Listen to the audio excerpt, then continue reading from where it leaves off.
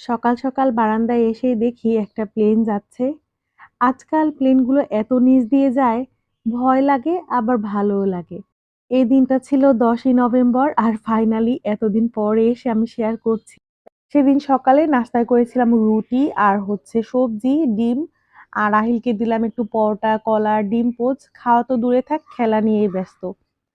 এরপর ওর বাবা আরাফকে স্কুলে দিয়ে কিছু বাজার নিয়ে আসে। ফার্স্ট এ ভেবেছিলাম যে আরাফের জন্য একটা কেক বেক করব সকালবেলা।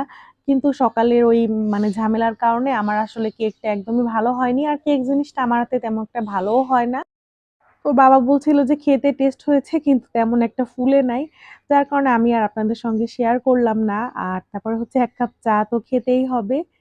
সারাদিন এরপরে দুপুরে থেকে সন্ধ্যা পর্যন্ত একটু ব্যস্ত সময় গিয়েছিল। ওই সময় কোনো ক্লিপ নেওয়া হলো না।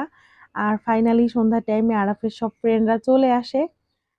আমার ব্লগের থ্রুতে আপনারা দেখেছেন যে এবছর আমরা আরাফের বেশ কয়েকটা ফ্রেন্ডের বাসায় গিয়েছি জন্মদিনে।